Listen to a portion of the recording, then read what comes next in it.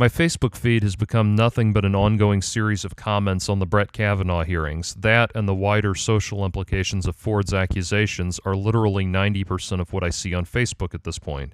As someone who rejects both the GOP right and the SJW left, I would like to offer an observation on both sides. Many of you on either side are mystified as to why I don't fully join ranks with the right or the left. Well, simply put, it's because neither of you are capable of addressing an issue without attaching boatloads of partisan nonsense to it. To the left, you are correct to champion the testimony of Ford and others and are right to want this to be fully and completely investigated before Kavanaugh gets into office. Brett Kavanaugh has shown himself to be a sniveling little wastrel that can't endure scrutiny, and that alone places him outside the realm of consideration for one of the most powerful positions in the land. You are further correct that Donald Trump has ushered in a disgusting era in American politics where vulgar depravity is the acceptable norm. But for God's sake, people, stop trying to make Brett Kavanaugh into an avatar for your hatred of white men. Yeah, he fits the stereotype in the extreme, but that's why you need to rise above your gut instinct to use him as a proxy for your hatred and prejudice. Whenever you retweet one of those asinine headlines that says something like, Dr. Ford's testimony isn't just a crucial step forward for women, it's a referendum on male whiteness, or whatever else the HuffPo Guardian Vox contingent is spouting forth this week, all you are doing is using this current situation as a vector for your hatred of the bogeyman you flog with righteous zeal. And for God's sake, stop demanding that accusers be believed automatically. The reason people resist that suggestion is not because they're secretly on the side of some patriarchal cabal that has it in for women and minorities. The reason they have a problem with it is because we are a species whose natural drive is to use our own cognitive and intellectual faculties to examine and conclude on our own. You are going to be able to change a lot more minds if you eschew this rabid demand that people fall in line. To the right, you are correct to condemn this current wave of call-out culture where the accused suffers public crucifixion in the court of public opinion whether or not they are guilty of any wrongdoing. This is a witch hunt on par with McCarthyism. Furthermore, you are right to feel empathy with anyone in Brett Kavanaugh's position. It is good that you give the accused the benefit of the doubt and some modicum of compassion. It speaks to the Christian moral code that ostensibly defines the heart of the American right. However, Brett Kavanaugh is not your buddy.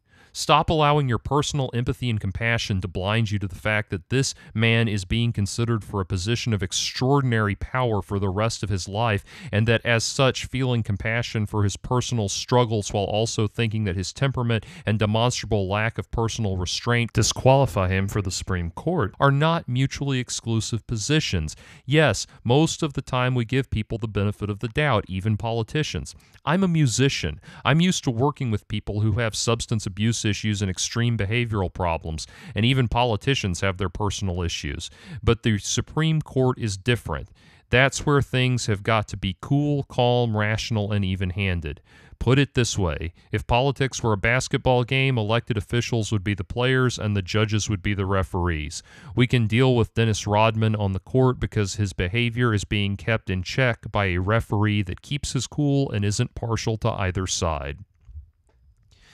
But the real problem is that people on the left and the right aren't seeing this commentary and stopping to think that maybe we need to get out of our respective lynch mobs and start trying to reach new ground and new perspectives. Instead, you're looking at what I've just said and you're trying to decide who got picked on more. You're trying to figure out which side I'm actually dog whistling my support for while only making a token dismissal of my own side for the sake of appearing nonpartisan.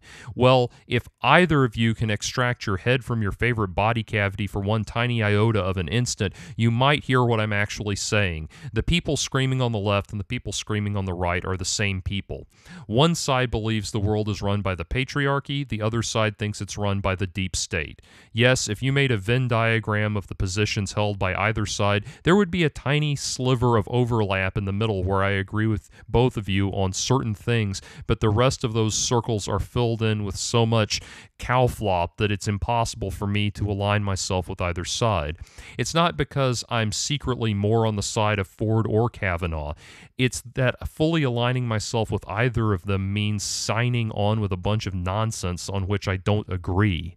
This is a serious issue with wide-reaching implications for the entire United States, not just the left or the right. Stop dogpiling it with partisan lunacy. People can disagree with your specifics without being opposed to your generalities. People can have compassion for victims while still wanting to see evidence. People can have compassion for the accused while still wanting them to be held accountable. That is where I stand, and if you don't understand that those are not contradictory propositions, then I cannot help you. Kind regards, Jordan. If you enjoyed this commentary, please help me continue to bring you more content by making a donation to patreon.com/JordanOwen42. Your contribution will help me turn this channel into a hub of libertarian pop culture discussion and current events commentary. Thank you for listening, and as always, please hit the subscribe button if you haven't already.